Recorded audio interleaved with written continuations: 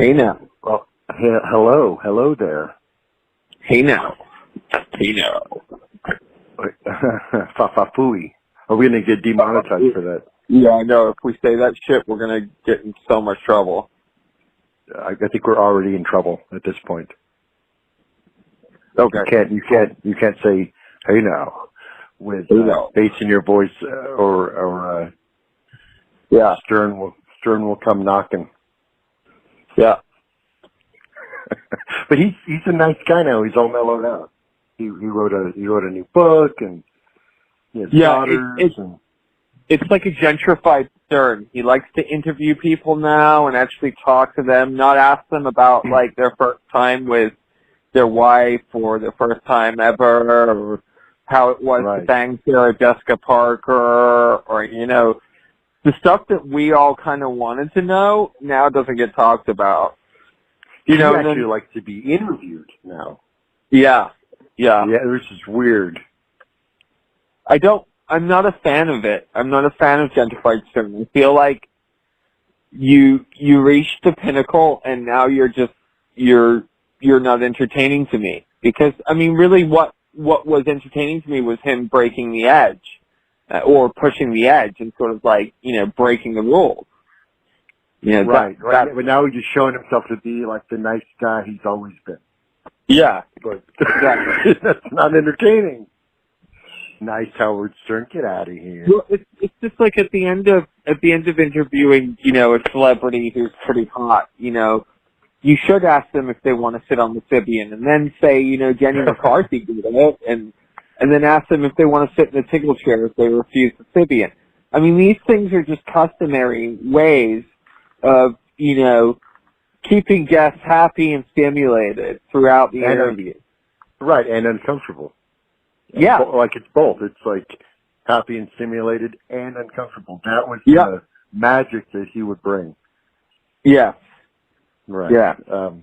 Okay, so rest in peace, Howard Stern. He's not dead, though, but he's dead to me. Yeah. So what we're going to talk about today is more about the ongoing, struggle or fight against the troubled teen industry that seems to be moving forward, like 2 steps forward, 1 step back. I mean, this is a common thing over the years that there's just these glimmers of hope that things might change, and then they don't, and new facilities pop up in different states, and but before we get into kind of some of the details about what's going on, for people who don't know, because there still are a lot of people who don't even understand what that is, the troubled teen industry. I thought we'd go through kind of some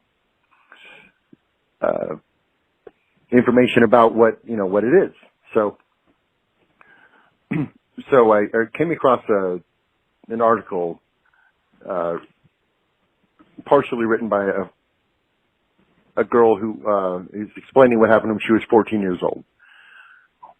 So she lived with her grandparents in a wealthy gated community, went to a private school, and suddenly she found she had access to the internet, and it changed her life. Her world opened up, and she discovered heavy metal music, and she started learning the guitar. Yeah. And her ambition, she says, went from to become a judge like her grandfather to becoming a rock star, which is pretty cool. Like, that seems like a reasonable aspiration for a 14-year-old girl who's just discovered the world, right? Absolutely. Yep. And that was it. Like, that's the thing. She discovered metal, and her wealthy grandparents said, "Oh no." So her grandparents decided that the best way to reverse that trend was to, quote, ship my ass off to a camp for troubled teens in Montana. And in her experience, she learned some, quote, terrifying truths about an industry dedicated to taking America's at-risk youth, and I think we're beyond our 30-second limit, and fucking them up in the worst way possible. So she kind of details some things about how it works. So for those that don't understand what the troubled teen industry is, this kind of breaks down a few things about how they operate. So, number 6, your parents can hire people to take you away, or in this case, your grandparents. So, she goes on to say that one night in August 2004, she awoke to a man and a woman in her room whom she had never seen before, telling her that they were her escorts and they're going to a place called Wilderness. Right? Just like in the middle of the night. So she was not allowed to bring any belongings or tell anyone where she was going. And of course she didn't know what escorts and wilderness meant and was rightfully terrified. You said it was like being at least Liam Neeson's daughter in Taken if it had turned out that later that Liam Neeson had arranged the whole thing. Mm-hmm. Right? Like, so she basically was, legally kidnapped. So she was driven to an airport where they got on a plane to Idaho. And I guess she was in Montana, I think. I don't know. Anyway, she ended up in Idaho. And she says she didn't try to run. And running wouldn't have done her much good because later she learned that kids who resist have been pepper sprayed and hogtied.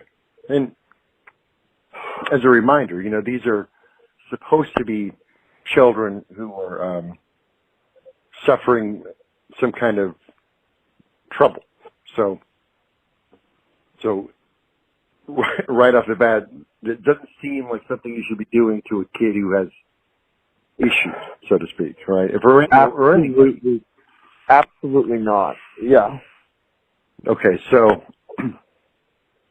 and then she goes on to explain that the actual taking and transporting kids destined for programs like the one she was headed to is handled by companies like one called the Center for Safe Youth, which actually emphasizes the element of surprise on their FAQ page. So she goes and looks at the page from Center for Safe Youth, which is a fantastic name. I mean, it sounds like so great. Right?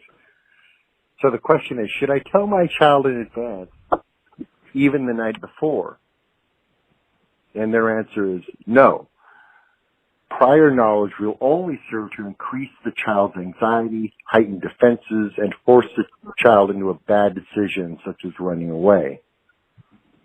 So they want this to be secret. They want it to be sudden. And it's that's just horrible. Like, in almost any other case, you think that something this big of a change in someone's life, you'd want to give them some fair warning about what's going to happen next, or even, God forbid, include the child on the decision making. Yeah. So, but no, they don't want to do that. It's a horrendous way to start off, like some type of healing process or some type of, rebuilding of a team. It's a horrendously inappropriate and, frankly, damaging way to start off. And so far we're just talking about the transportation. We're not even there yet. Yeah, we're not talking about anything else. And, the fact that these people are so cold and they give so little information and that you're warned off the bat that, they'll hogtie you and pepper spray you. That's you're creating what you're doing is wrong. Like, and if you can't see that, then you're crazy. Right, that's just wrong. Like And there's nothing about that is therapeutic or beneficial for the teen at all. Right. So what leads a teen to be put in this position? And Tori Jane is the name of the author here. This former 14-year-old who I suppose is now in her 20s. So she says, so what kind of crime does a kid have to commit to wind up subjected to this? Yeah. And the answer is anything.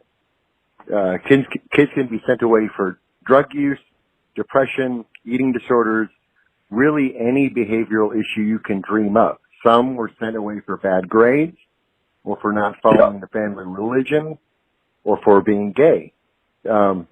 It's an industry that survives on parents' fear that their kid is quote unquote at risk.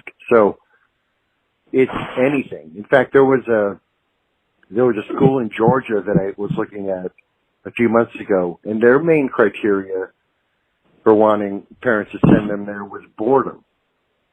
If your kid is showing signs of boredom, send them to us, and we will revitalize them in some way by keeping them isolated in the wilderness without access to. Yeah, go ahead.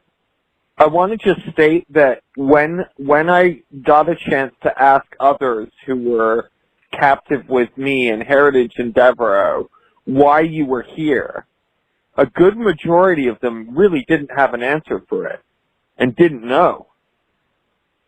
So this secrecy and this kind of like communication between parent and program as to reasoning is normally kept from the child the entire time. That can go on for years. That can go on for years and years. You are gaslit. You are gaslit to the T from day one. Yeah, I think in her case, she had no clue. And it turns out that it's because she was into, youth culture and normal stuff. It wasn't, there wasn't any, real bad behavior whatsoever. It was just, we don't like the direction that you're going in. We've got the money to be able to ship you away, so therefore we're going to do this in private and have people show up and take you away. Yeah. So, as she goes on, this is number 5, your parents give you up to a private company, and that's a crazy thought. And she says, at this point, you're probably wondering, how could this possibly be legal? Couldn't any sufficiently rambunctious kid just flip out when he and his escorts get to a public place and trust the police to take care of the rest? Nope. As much as it looks and feels like a kidnapping, those escorts have the absolute legal right to transport you against your will, even if that means carrying you through the street, handcuffed to hell and back. There is a legal process where parents can sign over custody of kids who need residential care. Need being a very ambiguous word. So she says it makes sense because if a kid is to be housed in a mental health facility, staff needs to be able to make all of the day-to-day decisions for her care, but that same process works for unruly teens like me, which meant that the company that ran my camp had total legal control over where I went and what I did. This girl in particular didn't have any clear, mental health issues. She wasn't depressed. She wasn't bipolar. She wasn't sleeping around. It wasn't that kind of situation. We'll get into why even those kinds of situations is not appropriate, but she says even phone calls to her grandparents were a privilege she had to earn. She was allowed 5 minutes, and a staff member sat next to me the entire time listening in. If during the call I complained about being unhappy, that was called manipulative behavior, and they'd end the call. They'd read letters from her grandparents to her, word for word, and packages my friend sent were destroyed right in front of me because ... tough love. So they have total control over everything about the kid. Basically, the parental rights are signed away, and there's nothing anybody can really do about it. And really, that's where trauma really sets in. You know, is when you start to, you act because it's normal, and then you're punished, and this control is just so overwhelming and so almighty that you have no recourse and no say, you know. And you know, I often think about this, like, if a parent is willing to do this, they might as well be willing to let their kid run away.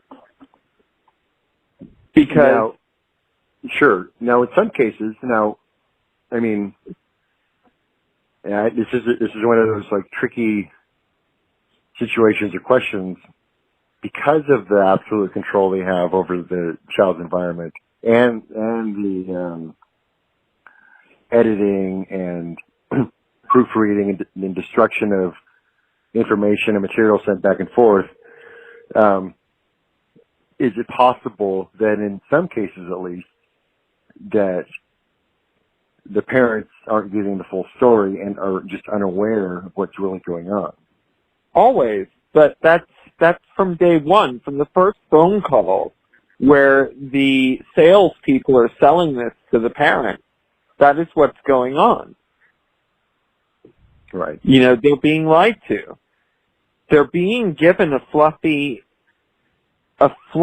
painted picture of actually what is going to happen to your child on a day-to-day basis. And really, they don't even know what's going on with your child on a day-to-day basis, the salespeople. They're not on the unit all day with the child. They don't see what the staff do. They don't see what goes on. Right. They're probably not there hardly at all, if ever. I mean, I think people who are actually selling it. No, I think sometimes they are. I mean, I think that there is definitely a thing with WASP where, you know, there's a starting point base where all the sales stuff is done, and then there are other programs in other locations that the kids get sent to. But I don't know. I remember talking to a salesperson from Cross Creek in a setup call with two other girls, survivors. And we talked about sending our child to this place, and she was sort of like saying how her child is, you know, she would send her child to this place, and how, you know, her child does all the seminars and everything, and, you know, she made it just seem so normal and fluffy. Right. Wow. So total control, and the next problem is a big one, and it's number 4, and it's that kids die in their care. Yeah.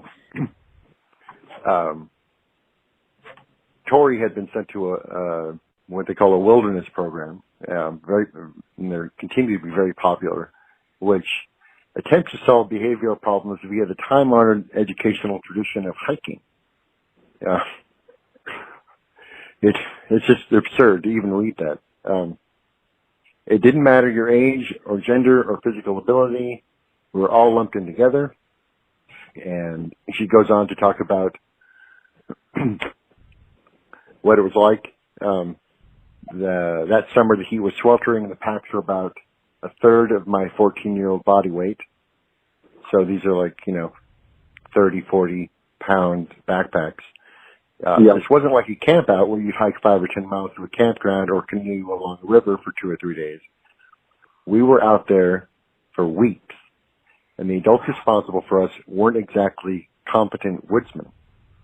A girl in my group had to wrap fresh gauze and bandages across a 3rd-degree burn on her arm every morning because she had passed out on the rocks in the hot summer sun. Her counselor thought she was faking and decided that the safest course of action was to leave her there.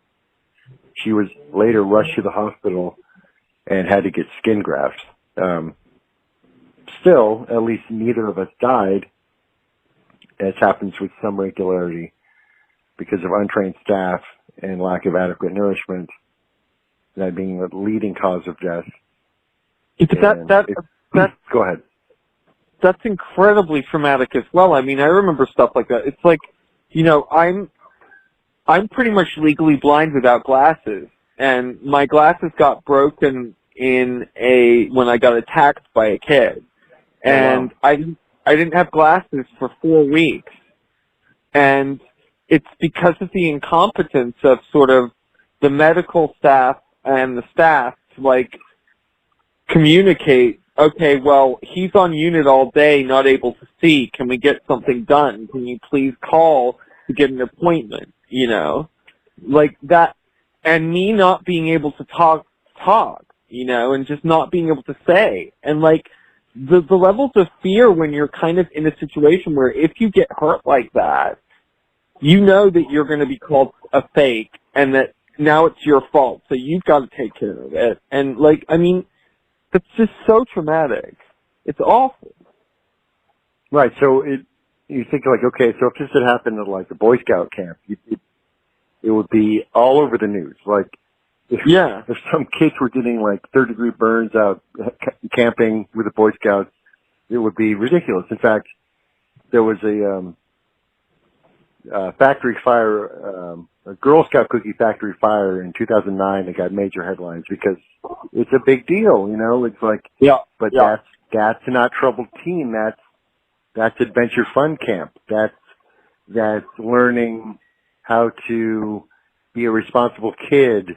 That's learning how to camp, like, in reality. I mean, they have issues of their own, but the general premise of something like the Scouts is not punishment for kids who are told they have problems. So there's a difference. And the reason this stuff happens is the subject of the third point she makes is that there's literally no regulation.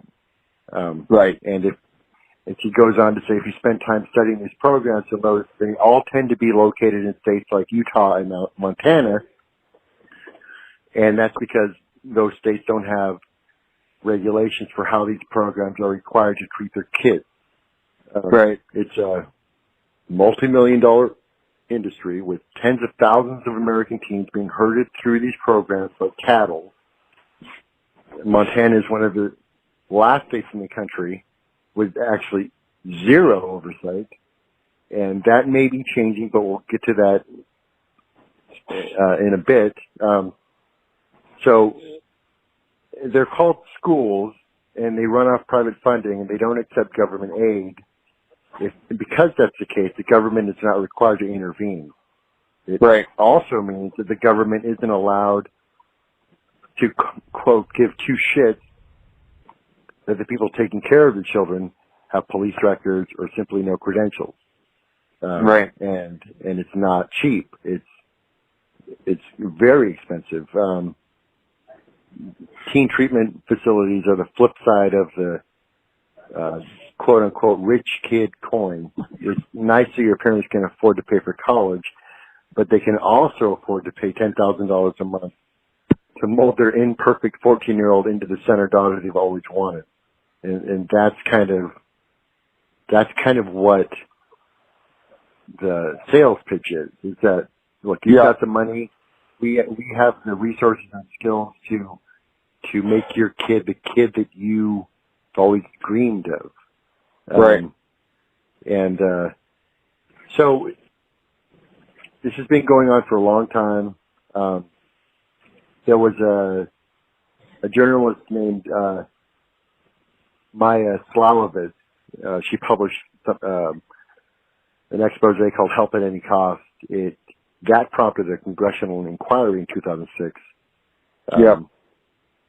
The Government Accountability Office investigated and found that thousands of cases of abuse and at least 10 deaths between 1990 and 2004.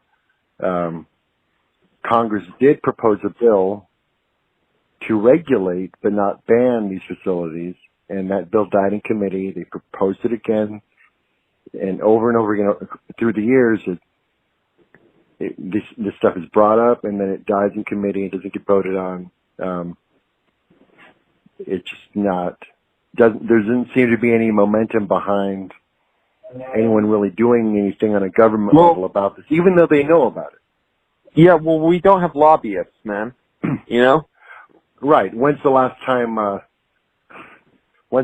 troubled teen ever donated a bunch of cash to a political campaign? Right. You know, like there's no voice there. There's even advocacy groups are so tiny compared to the wealth and power of the facilities themselves because they're privately funded and they're very expensive and they have a lot of cash on hand and they can essentially buy off politicians because they're not taking any money from the government, you know. They have firms that they have their own lawyer firms. They have, they have their own way of writing laws, you know, and making things okay in the town that they're doing the things in. You know, that's just the way it is. Yeah, these are all internal suggestions and guidelines. Really, is kind of what it comes down to. The regulatory bodies that aren't really regulatory bodies that are staffed by the owners and executives of the very facilities that they're supposed to be looking after. Like that has something to do with the newer news regarding Montana that we'll get to. Okay, so she goes on to point number 2. That the treatment methods are insane and ineffective. So, since they don't have any standards to abide by, our counselors were free to go with whatever quote-unquote treatment sounded like it might work. She says once they took all the girls who had eating disorders and made them eat dinner in front of the boys without using their hands or any utensils, for instance. They would make kids role-play characters from memories of rape and abuse, forcing them to relive childhood horrors. Complaining got you put on work assignments, or you lost the privilege of a 5-minute phone call. And she wants to remind everybody that this was billed as a treatment facility, not a prison or some kind of punishment. So what they do is they tailor the abuse that they dish out to exactly what kind of child you were. Her father left her when she was little. The counselors asked if I thought he left me because I was inadequate, if I believed he thought I was unintelligent, ugly, or fat. And none of these things had ever occurred to me before, but having them shouted at me in a therapy room full of other kids really turned me around on the whole not being terribly depressed thing. Like she went in feeling okay, and they created this atmosphere so that she would become depressed because of what they were telling her. And they create mental illness from this. Right. It doesn't matter if you're a healthy kid when you walk in there. You spend a few hours deprived of sleep, food, and the ability to use the bathroom. When adults call you fat, you're going to walk out there with some kind of condition for sure. It's some of the therapy that she used was subjected to was she had to dig out tree stumps alone. She used a shovel and a saw, and tree stumps are usually removed with the help of chains and sometimes even explosives. It's not a task for a teenage girl to take on. No. So she showed up in the summer, and now it's December in Montana, and it's freezing. And she's sitting out there every day trying to dig out a tree stump. She could go inside to sleep at night, but as soon as she woke up, she was out there again, and it took several weeks to get it out of the ground.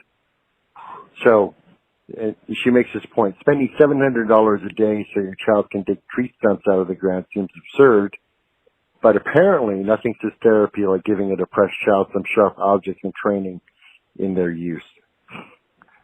So there's an example, at least one example in her case of of a therapy that she I mean, was it's just subjected to.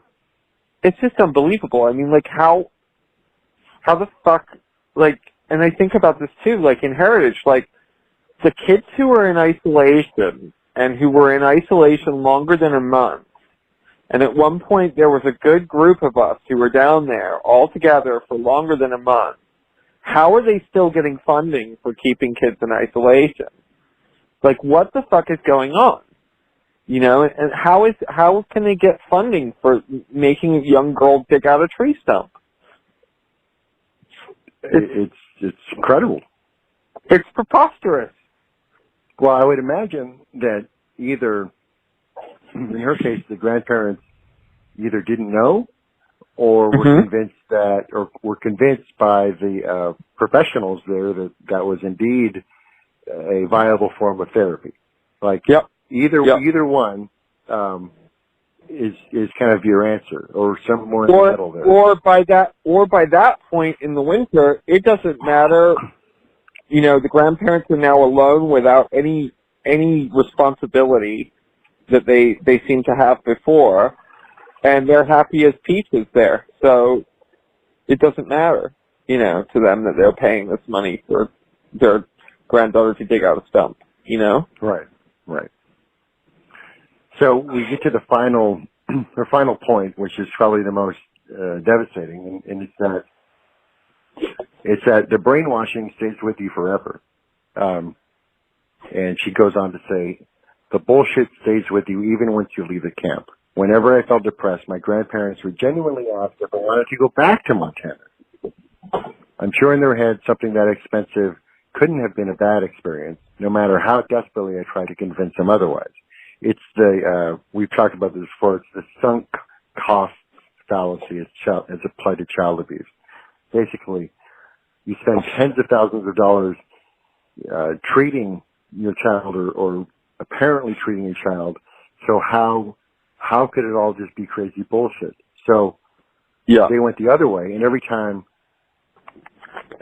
she was accepted to college, received a scholarship, or won an award, my success was always directly attributed to the decision to send me to the camp. She goes on to say, I still find myself saying, intentions are irrelevant, mantra that I was taught in the program that a grand total of 0 people in the real world agree with. I was so terrified of being shipped away again that I didn't even touch alcohol until after I was 21. I still wake up from nightmares for being dragged out of my house and forced to board a plane. I kept a suitcase packed for a long time just in case. I also have this ridiculous coin he gave me, which translates from Latin to say, we demand greatness, not compliance. I'm sure you can read plenty of testimonials by parents who are completely happy with their brainwashed little minion who is now free from the horrors of metal music, homosexuality, or legitimate mental illness. Alternatively, you can also read reports that catalog the absurdity of get tough treatment programs with ramifications including post-traumatic stress disorder, as well as causing many teenagers' original problems to worsen. I never forgot that my story is not unique. Between 10,000 and 20,000 teens wind up in these programs every year, and they'll continue to do so because even in the 21st century, society is baffled by adolescence and will resort to desperate, horrific measures in hope of finding a cure. And this was basically a testimonial by a woman named Tori Jane. She's a writer and painter who lives in Los Angeles. And perhaps because she was willing to, write this, maybe we can actually get her in person on the show to talk a little bit more about, her experiences in more detail or other things that she's learned in the last 5 years since this article was written. Yeah. But, to go off that point that the brainwashing, sticks with you, any thoughts on that? Yeah. I still struggle tremendously. I still struggle, I have horrendous anger problems, anger outbursts for no reason.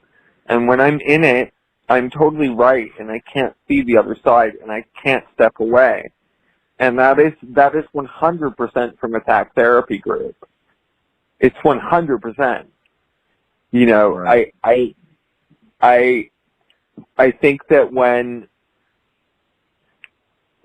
I first encountered attack therapy in Texas, it really shifted my way of thinking and my way of acting, particularly in the program. Like I had to completely give in during those sessions.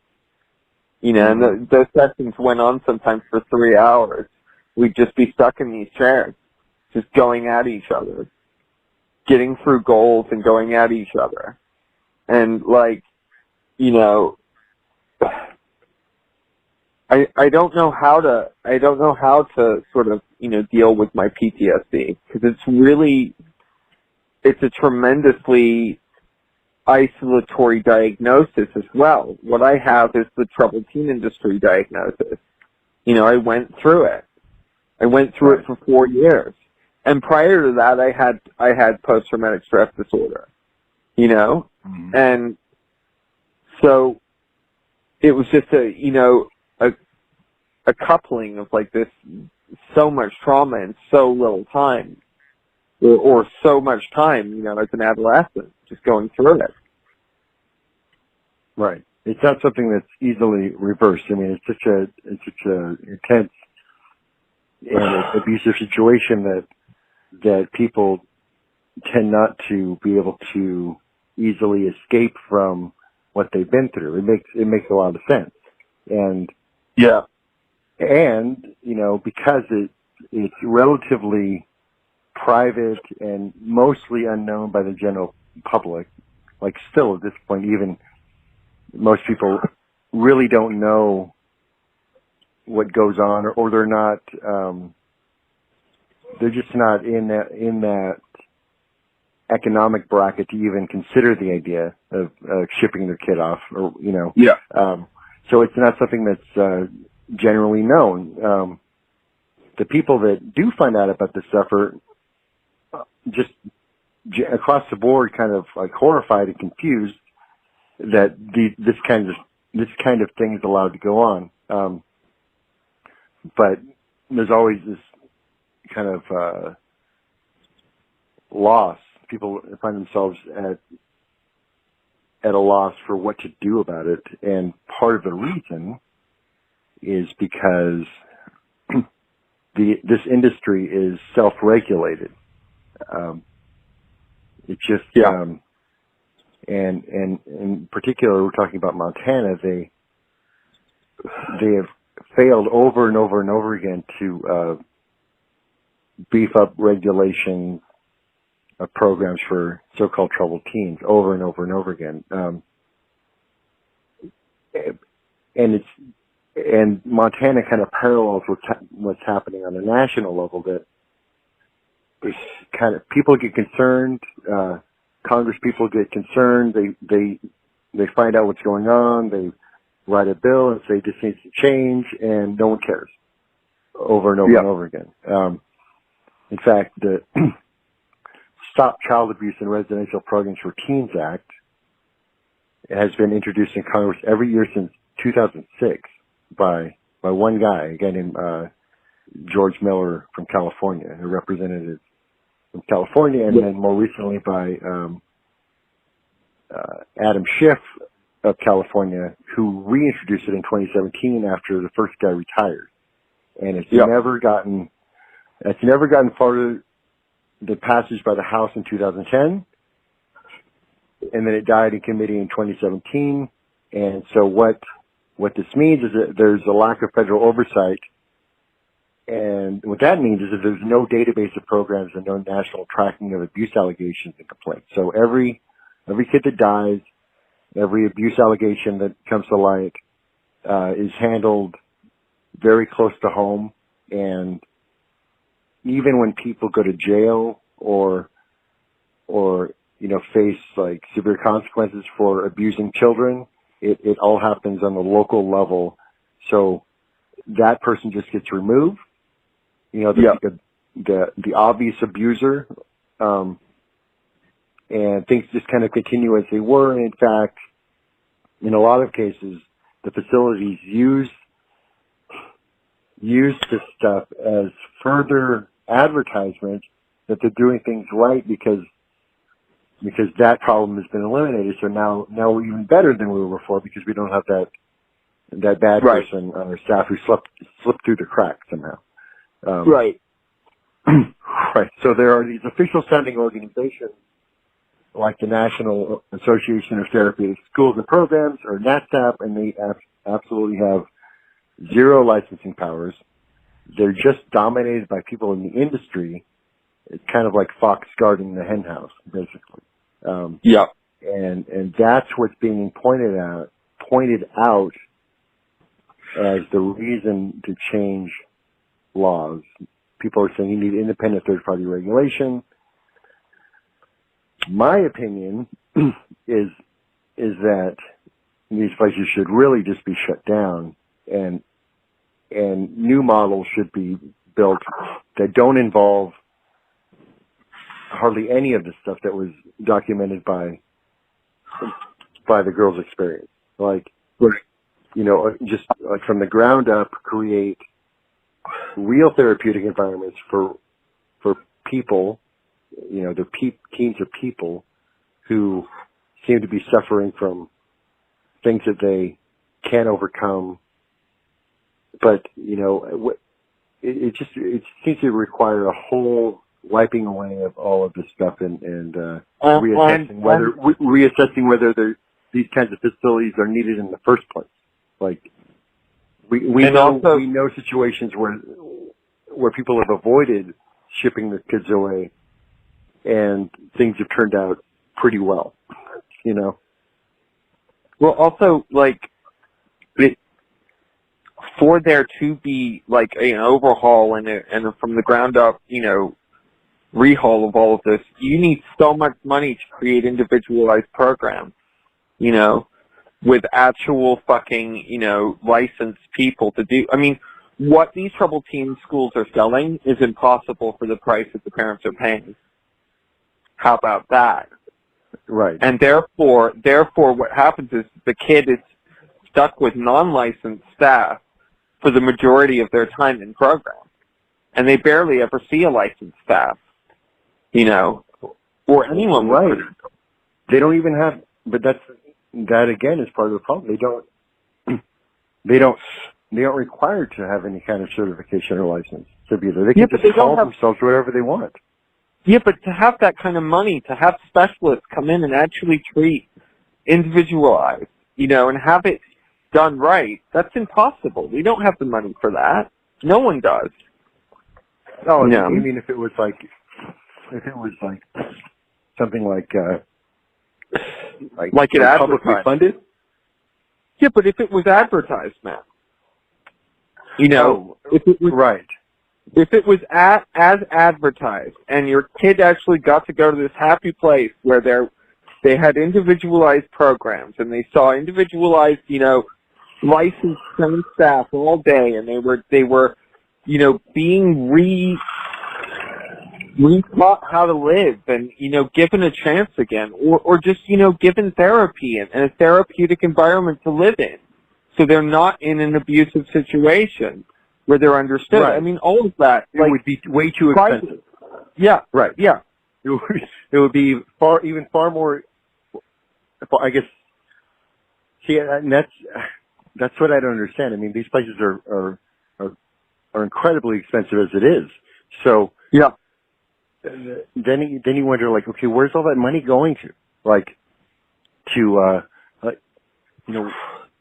Who's getting paid? I don't. And so it's really hard to find out. That's where I think these sort of NAPSAP things come in. And I think you create another 501c3 that is based upon regulating, and that's where you launder your money. And everyone gets to dip into that pool. Right. Right. There was the I forget the name of the facility where the executive director, it's in Montana, and I should know this, but I don't recall the name of the school. But I was looking at the financial records, and the executive director borrows $1 million a year from the nonprofit, No, fund. that was Heritage, Marcus. Yes, it That was. That was where I went in Utah. Yeah, and that's Right. part of NatSat. That's part of NatSat. And if you think there isn't laundering going on, you're absolutely out of your mind. This whole thing is a huge scam. Yeah, I mean, if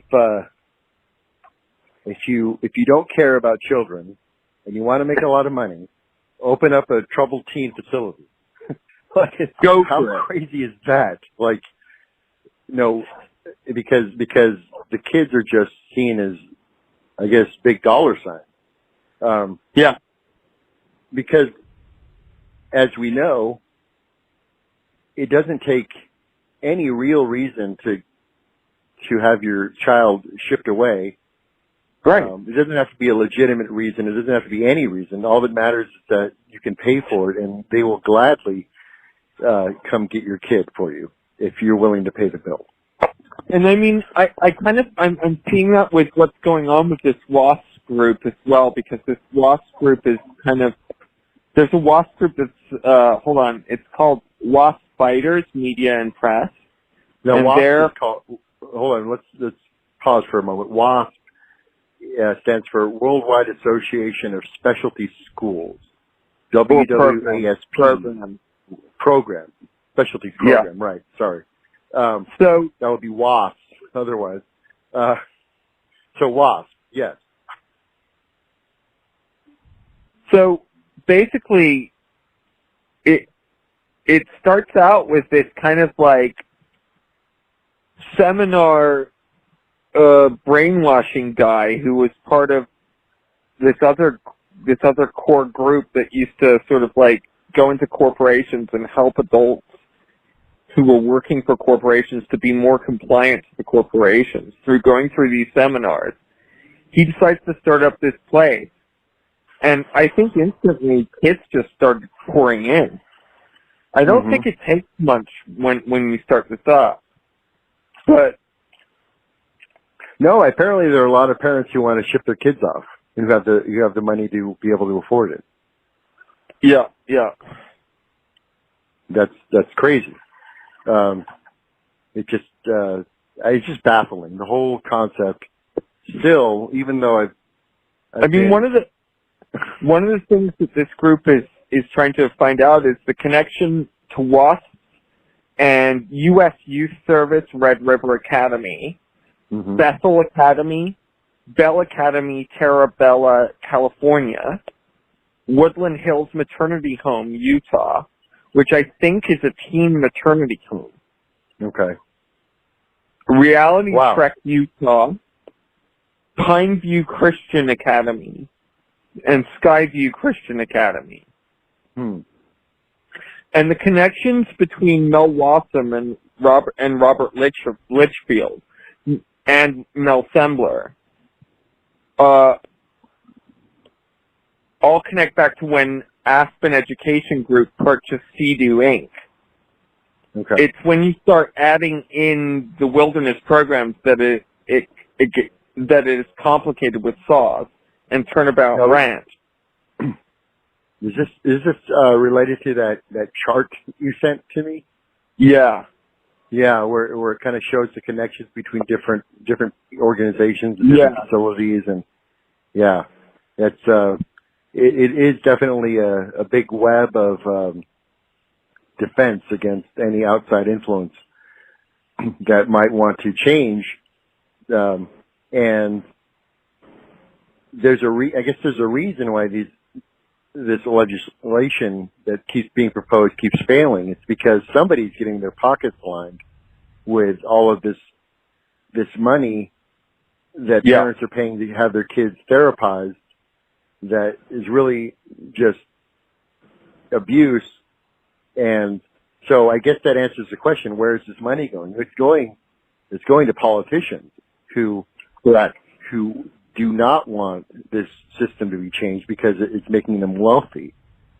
Correct. And getting them reelected so that they can later on retire and become lobbyists for the very organizations that they're supporting now. Right. Yeah. What a great gig. Like, I'm going to become a politician and accept money from these shady corporations that hurt kids, and then finish my term of office and then go get right back into the so-called regulatory board that oversees this stuff and does nothing except continue to get rich.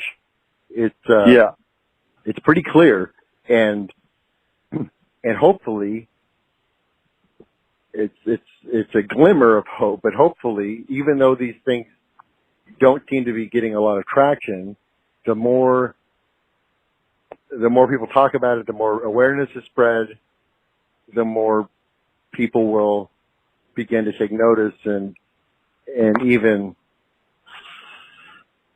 be aware of what's going on. And parents, stop sending your kids to these places. There are other options. There really are. I mean, I just want to say how proud I am of all the survivors, because it's the survivors that are the ones who have dug the legacy of this and understand sort of how it's all connected. And it's only through the survivors that we know this. Right. I mean, that's why we started doing this series in the first place, because you shared with me what you went through, and we both decided that it would be beneficial for people to be able to tell what happened to them and kind of get it off their chest, because in a lot of cases people are reluctant to talk about this stuff because people either don't understand, or it's so really scary, or they've been threatened by the very facilities they've left. There's a lot of that goes on, and so I'm really also very proud of all of the survivors, and you in particular for being willing to continue to do this. We seem to be gaining more people who are listening to what we're talking about on a daily basis, and you can see it in the comments that we receive. Like, there's some gratitude that's being expressed, and that's exactly what we're doing this for. That one person who never heard anyone tell the truth about these places and finally has, and is saying thank you for getting the word out. And it's just, there's only one person in the audience, and it's that survivor who's scared and doesn't know who to turn to. And sometimes the best option is to just tell your story, even if you don't want to use your name, even if you just want to say, this happened to me, and I finally found the courage to express it, and that's fantastic. Like, that's therapy, being able to finally get it out.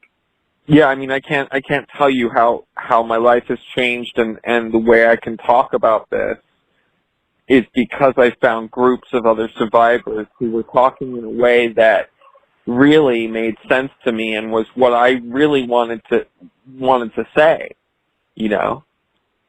I mean, so long. Absolutely. And, we sometimes come across, disagreements within the groups and anger and resentment and that's okay.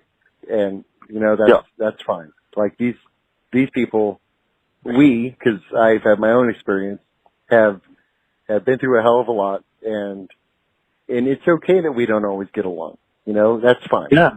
Because we know what we've been through, and we know how these experiences continue to affect us. Yeah. And so there is compassion and understanding even when things get rough, amongst the group.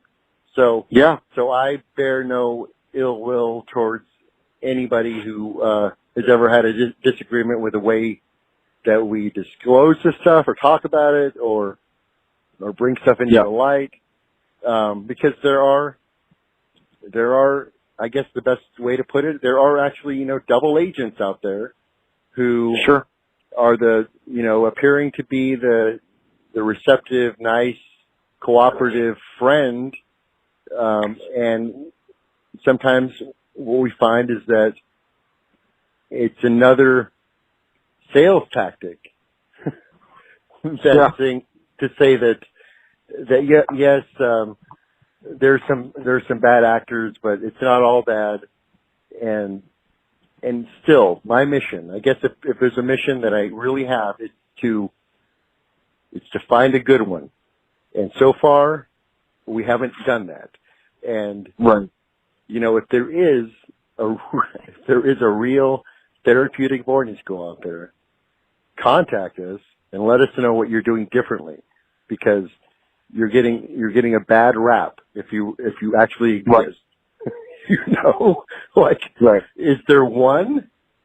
No. I don't think so. But if there I have yet to find it. I have yet to find it. I've yet to find one that doesn't. I mean, because look, what I was trying to say about that connection where Wasp bought Aspen and then which was Sea-Doo, that is the stem of Synanon, and that is why these places use cult tactics. Right. And that is why these places are cults. And that is why none of them are any good. Because they're connected. Synanon, for those who don't know, is the cult version of Alcoholics Anonymous. That sprung up, I guess, back in the 70s, and somebody decided, I forget the name of the person, it's not that important, but somebody decided that the real way to help people with problems was to force them into it and then attack them for their shortcomings and isolate them from the world. And then it got translated into, if we can do this with adults, how much easier would it be to do with children? Because they don't have any rights. So, and we can make money off of this stuff. So yeah, Synanon is a real key to how this all developed. And that led to Straight Ink. That led to Straight Ink. And Aspen was already owned by Mitt Romney's company, or Bain. And then Wasp buys Aspen. And that's, I think, no, Aspen wasn't owned by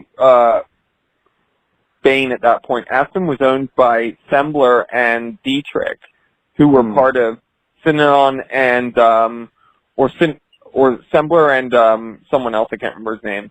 Oh, Wasserman, who were part of Straight Ink, who that was who took from Synanon to teens, and that's how it jumped to teens. Right. So, it sounds a lot like what happened with Elon, which is also something that people should take a listen to, because we have quite a few stories about that place. Yeah. And that seems to be popping up again as an example of what not to do as well. Again, we'll see if this kind of gains any traction.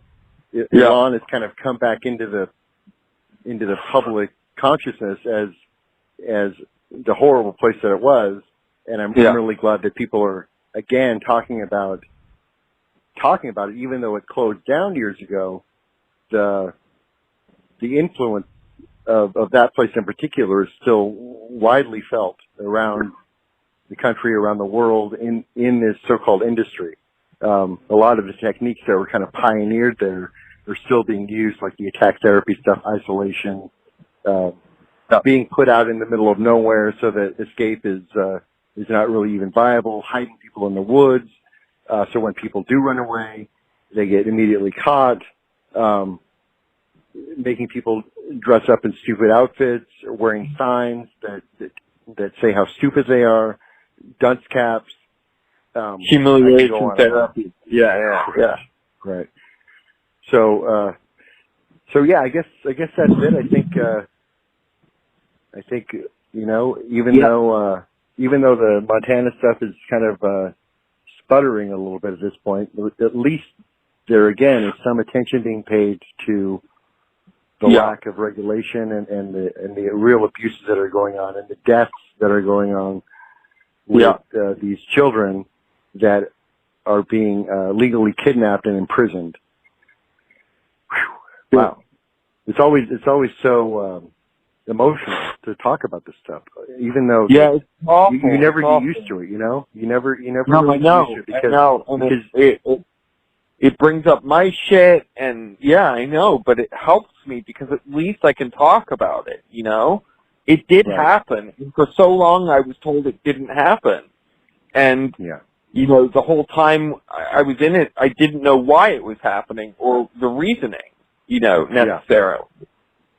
So, you know, whatever. So I have to talk about it. Yeah. So maybe one day, you know, in the not too distant future, we'll get on the podcast and talk about how things have changed, or that or suddenly like facilities are being shut down like a row of dominoes, you know, and or people are going to prison, or it really would be nice.